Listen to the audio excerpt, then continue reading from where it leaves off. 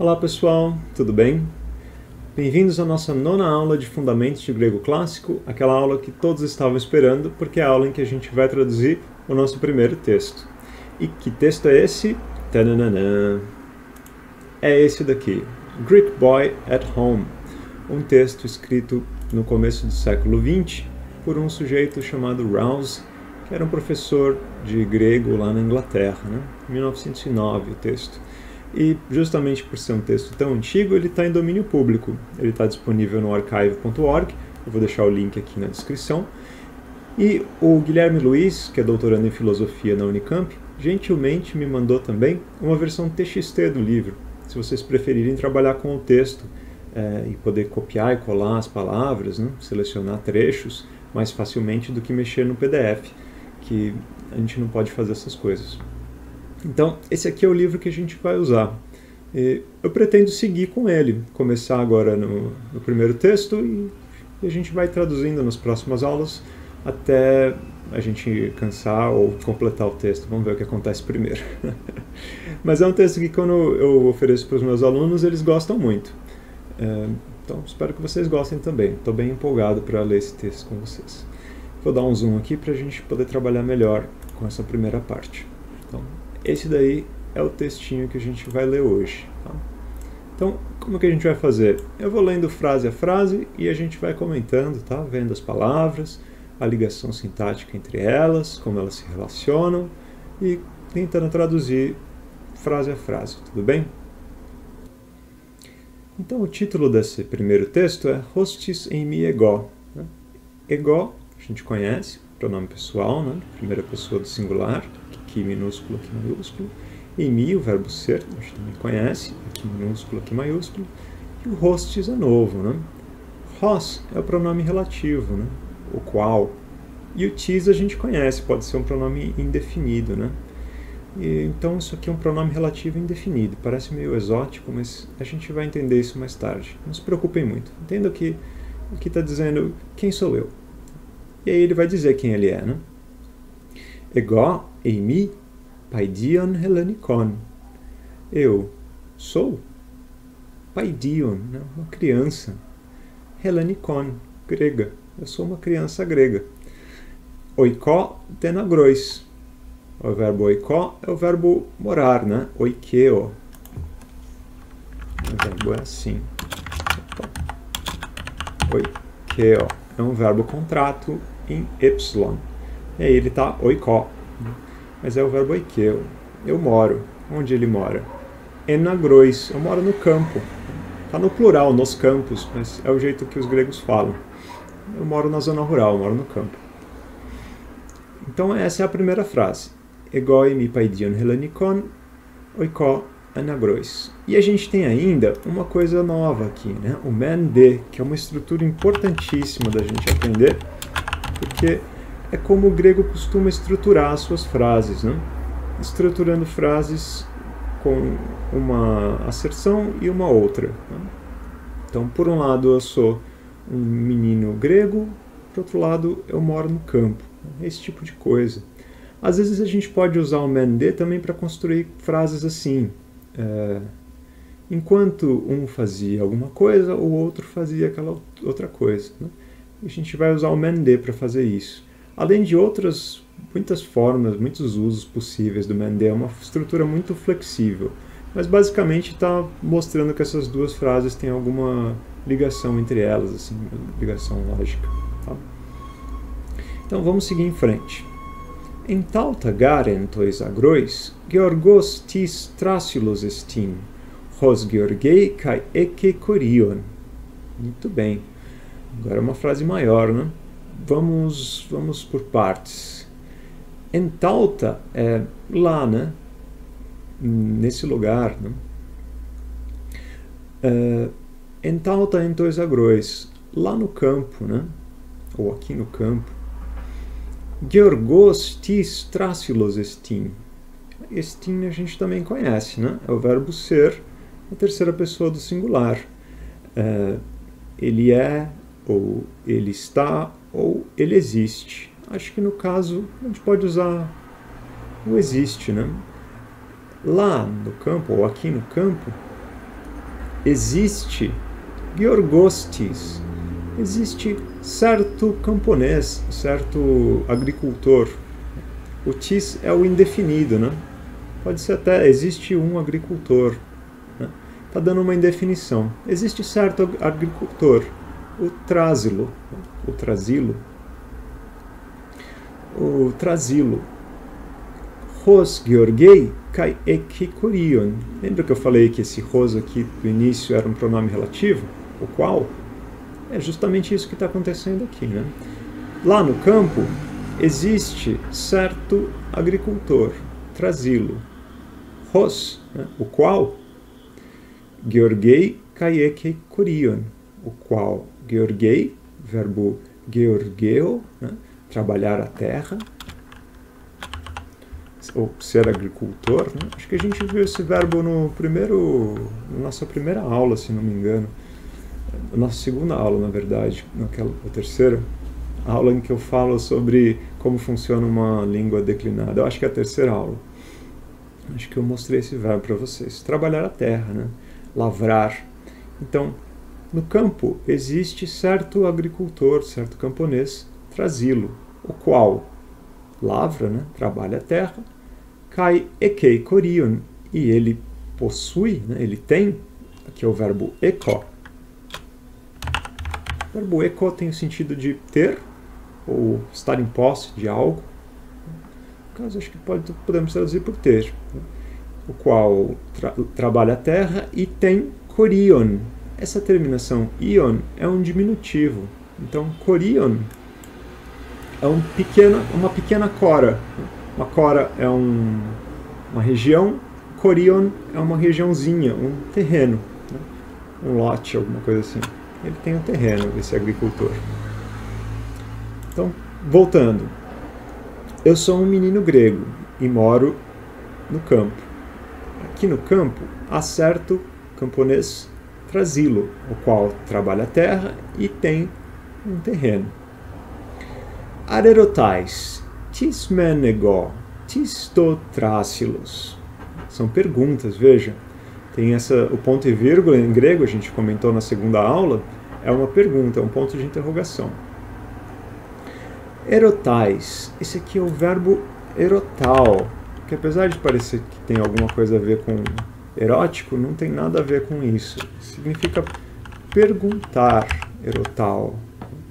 Erotais, que terminação é essa?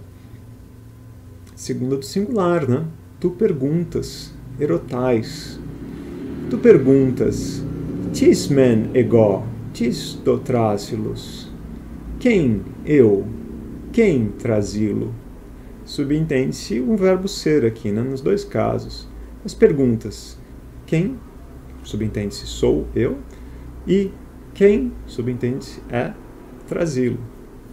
E esse ar aqui do início é só uma marca de que é uma pergunta. A gente muitas vezes nem traduz. Não precisa traduzir. É só um aviso que o grego fazia de que ele estava fazendo uma pergunta.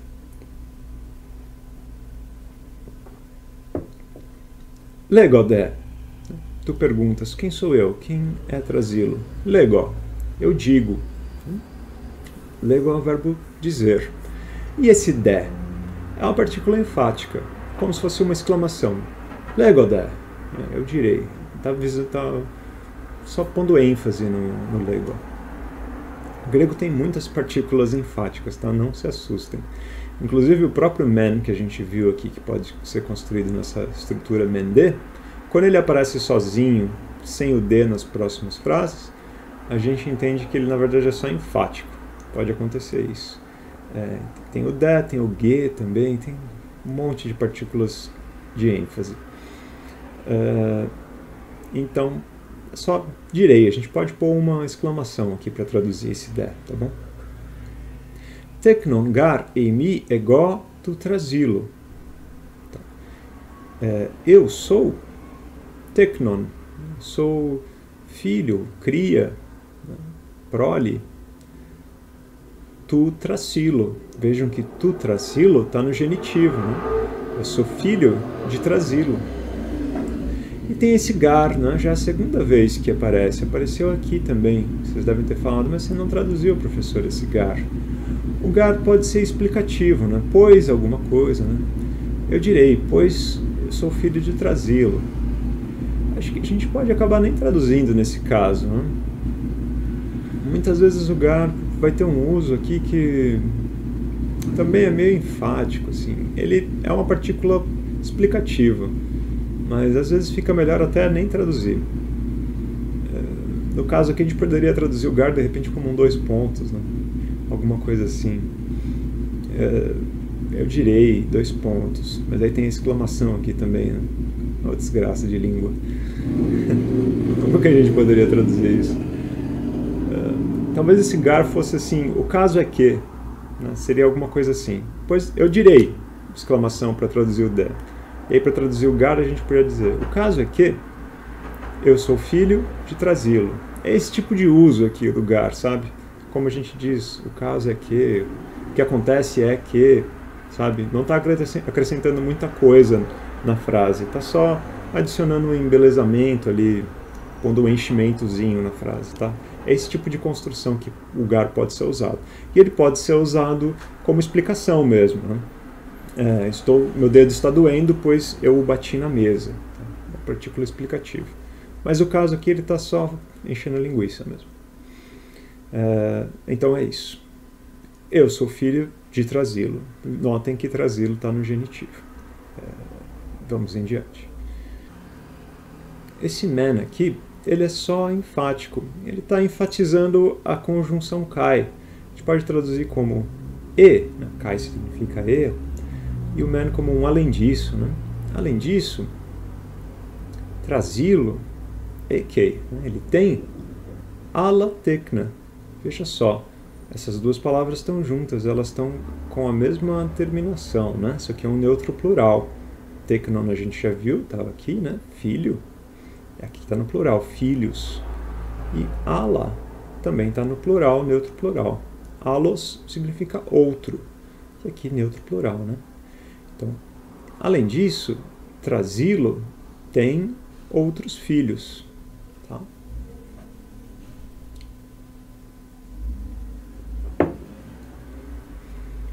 Kaigar ego eimi teknu altu. Pois eu sou filho dele. Kai eko adelphon te kai adelphen. E tenho irmão e irmã. Tem um tekai aqui, né? Esse tekai significa tanto uma coisa como outra. Pois eu sou filho dele e tenho tanto irmão como irmã. Tá? Onomazou-se de me men trasimakon, ton da delphon, onomazou-se trasistomon, ten da delphen, helenen onomazou-se. Um verbo novo aqui, né? Onomazou-se. Onomazdo, vejam que tem esse onoma dentro, né? Onoma é nome, daí vem o índice onomástico, por exemplo, né? Então, onomazdo significa nomear, né? Chamar. Então, chamam, né? Terceira do plural, chamam-me Trasímaco. Vejam que tem um man aqui, né? O man e depois de de novo. Isso também é uma outra opção, né? A gente faz um onomazou-se man alguma coisa, onomazou-se de, onomazou-se de, ele está fazendo uma lista com construções semelhantes. Chamam-me, por um lado, Trasímaco. O irmão chamam Trasístomo. A irmã chamam Helena. Chamam de Helena, chamam de Trasístomo. Tá? Então, por um lado chamam-me de Trasímaco, por outro o irmão de Trasístomo e finalmente a irmã de Helena. A gente poderia traduzir esse men de dessa forma. Né? Es men un tekna tu Trasilo, es men de kai tes euridikes tekna. Es men, o verbo eimi, né? Na primeira do plural. Nós somos, nós estamos, nós existimos. No caso, é nós somos, né? E tem uma partícula conclusiva aqui, portanto, né? Então,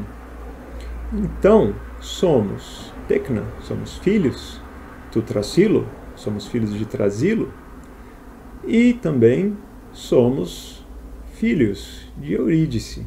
Então temos agora o nome da mãe e do pai do Trasímaco, é isso o nome dele, né? Trasímaco, que é o menino grego que está contando a história.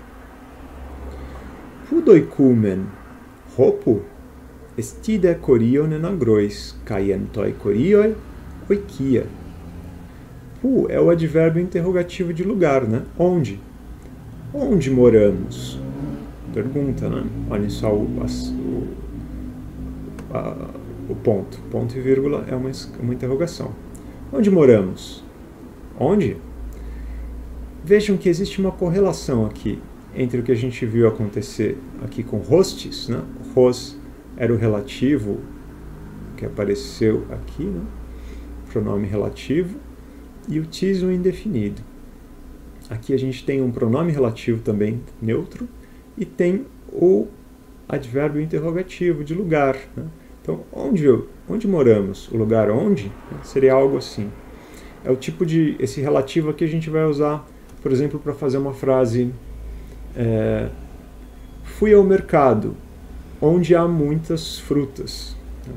Esse onde seria esse relativo aqui, hopo, o lugar onde. Tá? Então, fui ao mercado, lugar onde há muitas frutas. Seria esse hopo aqui, com esse pronome relativo. Esse daqui é o que a gente usa para pergunta. Tá? Então, ele é uma união do pronome relativo neutro com o próprio advérbio interrogativo.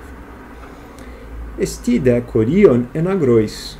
Existe um terreno no campo.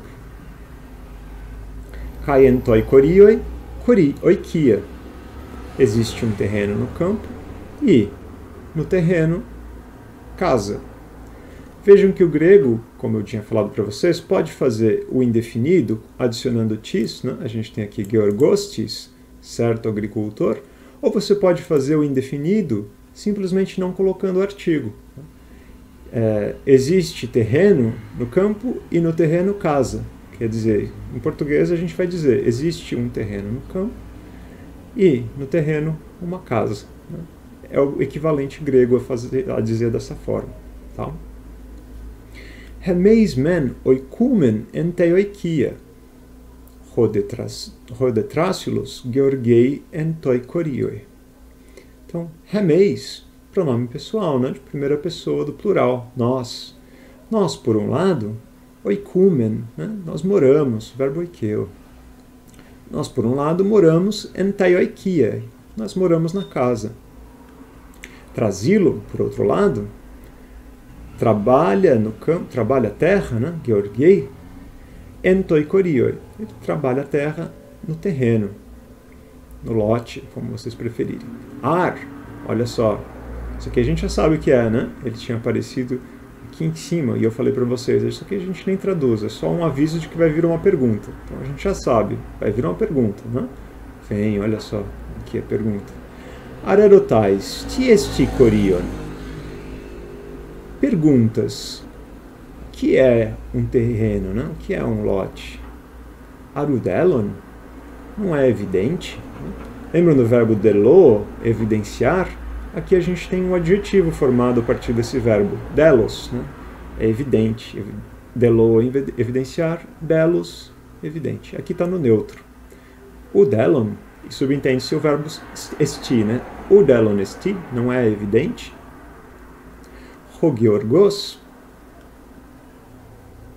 vamos fazer assim para a gente poder enxergar melhor.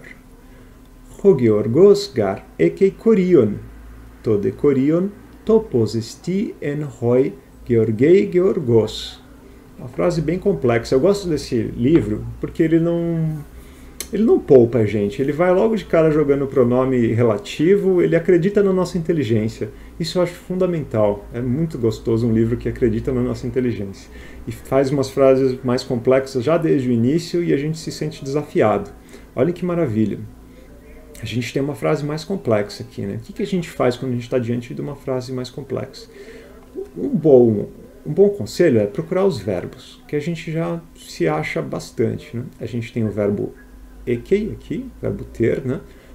na terceira pessoa do singular, e a gente tem o verbo esti aqui, o verbo ser, também na terceira pessoa do singular. Então, essa é a nossa primeira etapa, identificar os verbos. Identificamos. Temos um verbo ter, temos um verbo ser. Vamos procurar agora quem está no nominativo, que são nossos candidatos a sujeito, né? Temos Georgos, o agricultor. Georgos deve ser nosso sujeito, né? Está no nominativo. E temos uma palavra aqui que tem uma terminação aqui de acusativo ou de neutro. A gente sabe que é neutro, né? O corion. Então,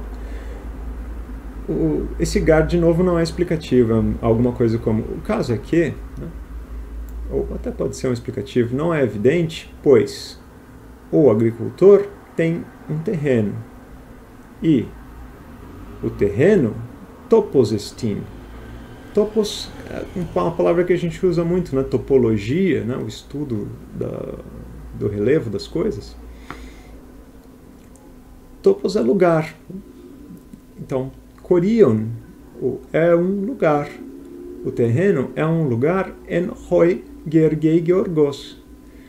O terreno é um lugar no qual, esse hoi, en hoi, o hoi é o pronome relativo, o mesmo que a gente havia visto aqui em cima. Esse hos, aqui ele está no nominativo. E agora ele está aparecendo no dativo, né? Porque a gente precisa colocar ele no dativo para poder usar junto com a preposição en, né? O que vai construir um locativo. Então, corion, o terreno, topos estin. Terreno é um lugar, en hoi, no qual, georgei georgos, no qual o agricultor lavra a terra. Tá? É isso. Arud elon, o georgos gare keit corion, tode corion topos esti en hoi georgei georgos. Não é evidente, pois o agricultor tem um terreno e o terreno é um lugar no qual o agricultor lavra a terra. Cora men gar esti topos, kai corion esti cora mikra. Olha lá, ele vai explicar para a gente o que é o corion. Cora é um lugar e corion é uma cora pequena. Então, a região é um lugar e o terreno é uma região pequena, micra. Né? A gente tem micróbio, né? Um pequeno ser vivo, vem daqui, do mikros, grego. Lego de hutos epeide uk eisy helenikon paidion. Eu falo hutos. Isso aqui parece uma coisa que a gente já viu, né? Parece o nosso amigo hutos. Lembram dele? O pronome demonstrativo, hutos, esse. Aqui o que a gente tem é uma terminação com os, que é uma terminação de advérbio. Essa terminação aqui, assim. Quando vocês virem um adjetivo que vocês conhecem com essa terminação, vocês sabem que é um adjetivo transformado em advérbio. Então a gente tem lego de hutos, eu falo dessa maneira, dessa forma, assim, né, transformando o hutos, esse, em um advérbio, dessa forma. Eu falo dessa forma, epeide uk eisiu helenikon paidion. Eu falo dessa forma, visto que, né, o epeide. Visto que, pois, porque, tu, uk ei, tu não és paidion helenikon, tu não és uma criança grega. Aqui a gente tem a negação. Lembra que eu havia comentado que a negação podia aparecer podia aparecer uk, e também podia aparecer como se a próxima palavra for uma consoante não aspirada, ou uma vogal uma consoante não aspirada, a gente vai ter u. Se a próxima palavra for uma vogal não aspirada, a gente vai ter uk. E se a próxima palavra começar com uma vogal aspirada ou uma consoante aspirada, a gente vai ter ur. Mas todas essas daqui significam não. Tá? Só uma questão fonética aqui. Então, eu falo dessa maneira, visto que tu não és uma criança grega. Então, epeide é uma conjunção que pode ser usada com esse sentido causal. Ela pode ser usada também de forma temporal, né? Quando? Mas aqui o caso é causal. Aradelon soi nun estin rolego. É uma pergunta, né? Aradelon soi nun estin rolego? Delon a gente viu que é evidente. Soi é o pronome pessoal de segunda pessoa, né? Declinado no dativo. É evidente para ti. Nin, agora. Né? E o verbo ser. É evidente para ti agora, rolego, o que eu falo? O grego tem uma forma muito econômica de construir esse tipo de frase, usando o pronome relativo para suprimir uma coisa que nem foi dita, na verdade. Né? Essa frase, se a gente fosse escrever ela com tudo que ela tem de verdade, ela seria alguma coisa assim. Aradelon soi nun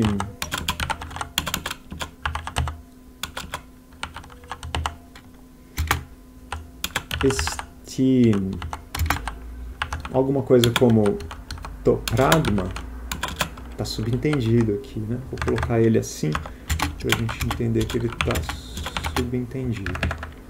Topragma. Rolego. Tá, é algo assim. Onde que tá? Já não me lembro onde é que está ponto e vírgula. Vou ter que sair do grego. Então, é isso aqui que está subentendido, a coisa, né? A coisa a qual falo, né? Coisa da qual falo, te diria em bom português. Evidente para ti agora está, topragma, né? A coisa a qual eu falo, eu digo. O grego pode suprimir isso daqui e simplesmente colocar o relativo aqui, a qual, né? O qual. É uma forma bastante enxuta, econômica de dizer. E é muito comum a gente encontrar isso, principalmente em prosa. Então não se assustem quando vocês virem assim um pronome relativo solto, jogado, retomando algo que está, na verdade, subentendido.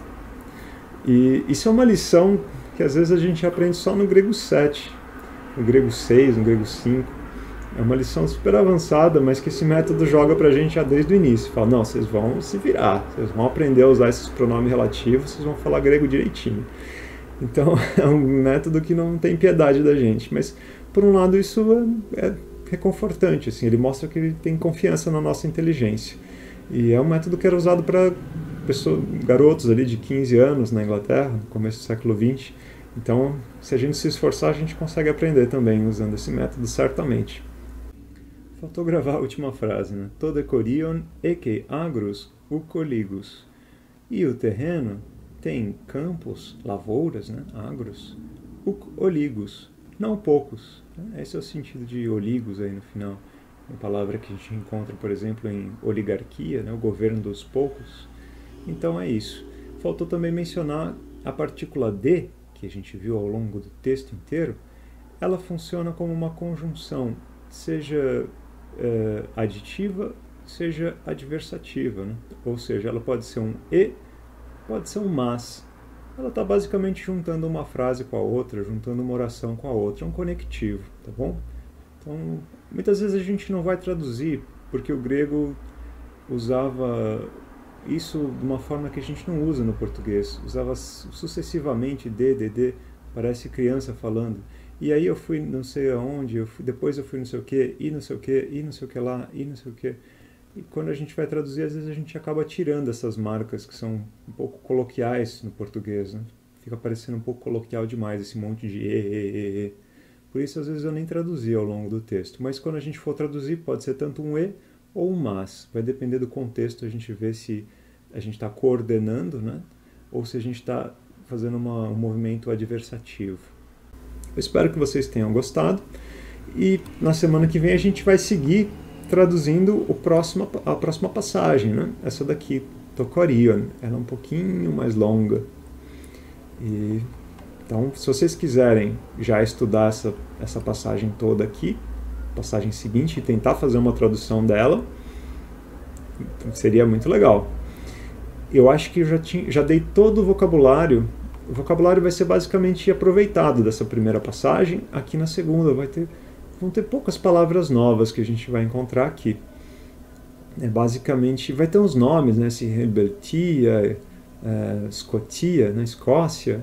Isso aí vocês nem precisam traduzir esses nomes. Aqui são os nomes das montanhas, dos lugares que vão aparecer. Ele mistura um pouco de lugares modernos com lugares passados para situar o aluno inglês daquela época, né? Não se preocupem de traduzir bem isso daqui. Eu, sinceramente, nem sei onde que ficam esses lugares aí, não tem problema. O importante é a gente entender o resto, tá bom? Então, se vocês quiserem traduzir, tentar fazer sozinhos, seria muito legal, muito bom mesmo. E aí, no próximo vídeo, a gente traduz juntos e vocês veem se conseguiram fazer direitinho. Espero que vocês tenham gostado e a gente se vê na próxima. Até mais!